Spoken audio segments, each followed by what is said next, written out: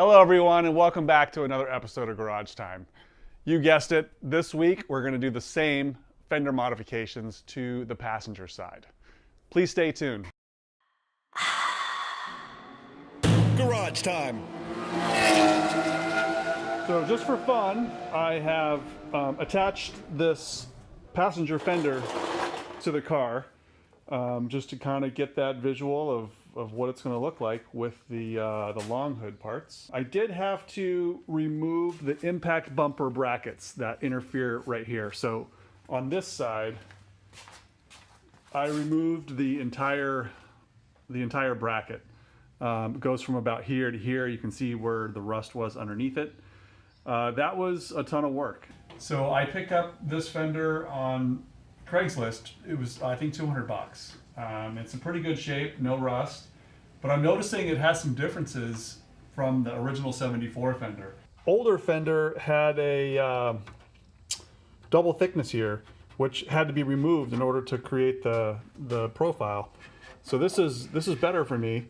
Just a single sheet metal thickness. Clips have been removed. These holes might have to be filled up. This headlight bucket is a little different. It has a big round dent in it, sorta. Don't know why that's there.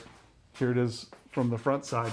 So I'm not sure what year this is from, but I suspect it's from a later car.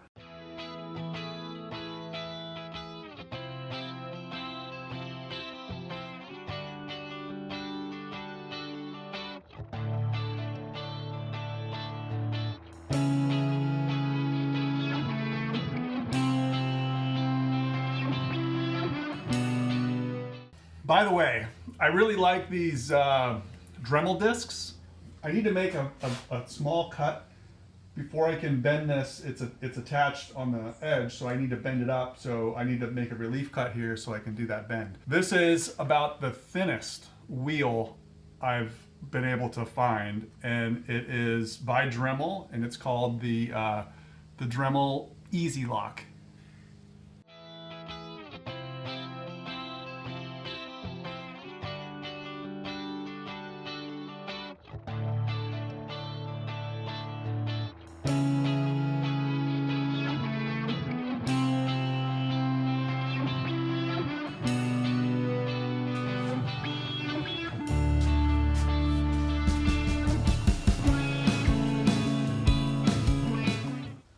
This new lip might need to be trimmed. Okay, I have some new metal back here in the shop. This is my template. It's made of steel this time because I did make some adjustments to the original paper template. So now it's time to just trace it.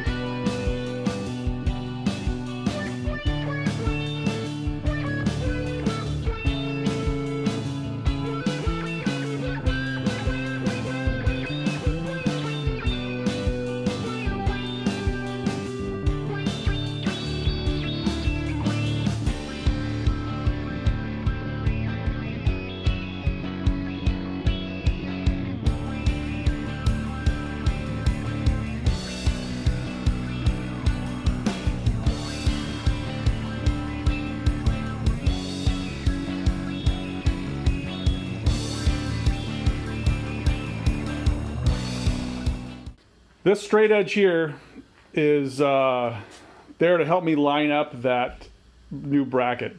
So I have it just eyeballed, you know, parallel to the line in the fender.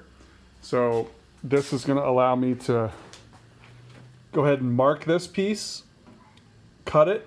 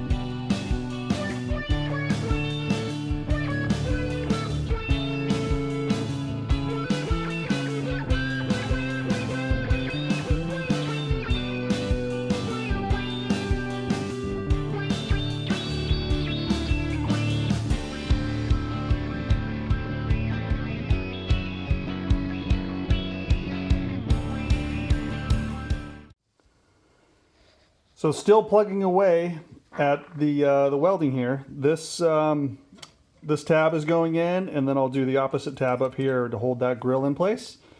But things are still coming together.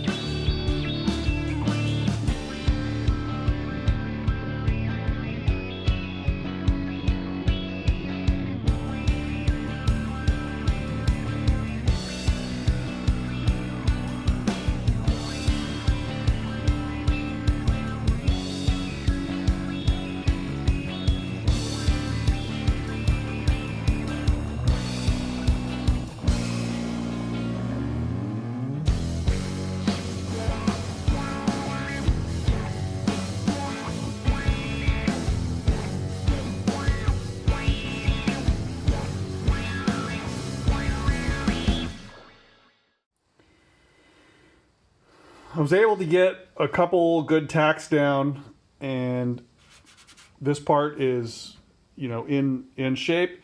I do have a template from the other side. You know, I lined it up.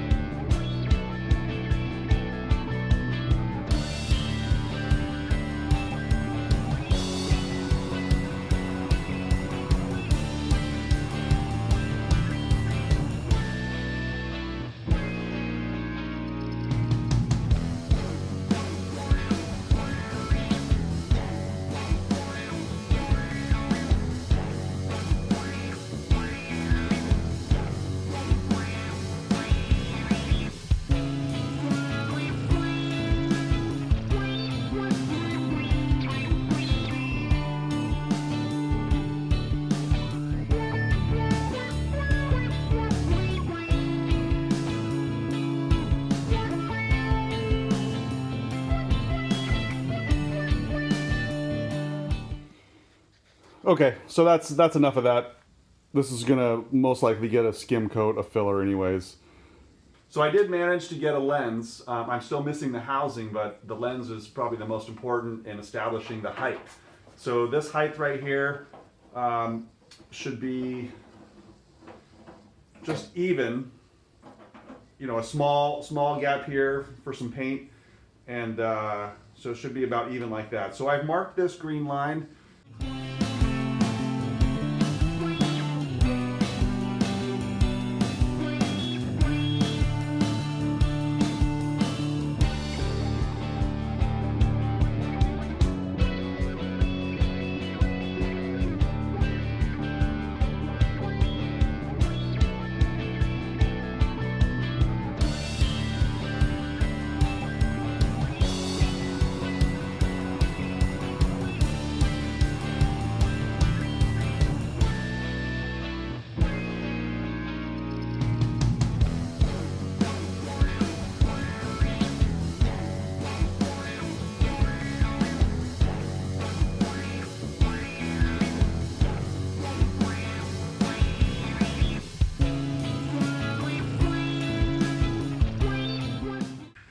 All right, so this is now clamped in place. We have a gap here to weld on the bottom.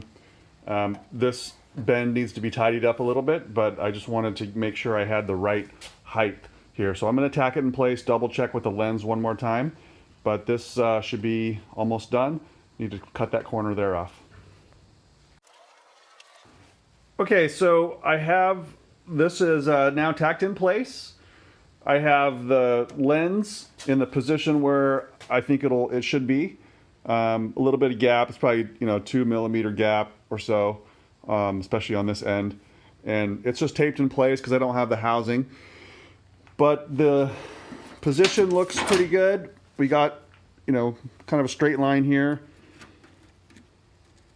going across there. It's pretty straight.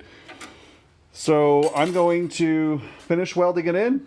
By the way, this is, you know, to simulate the gasket. This is just Scotch-Brite stacked on top of itself and then taped down so I get the right height of the lens relative to the body.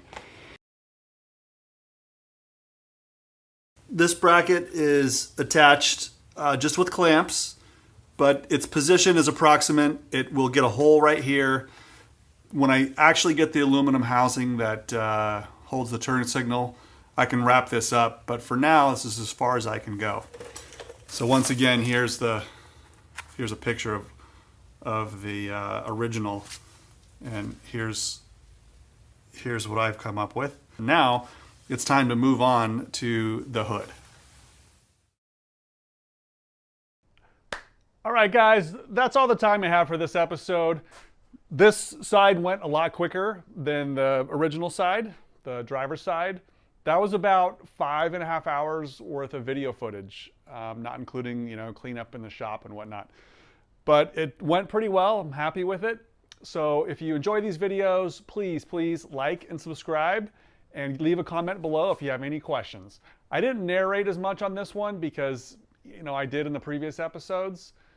So if you have any questions, please leave a comment below. Thank you again for watching.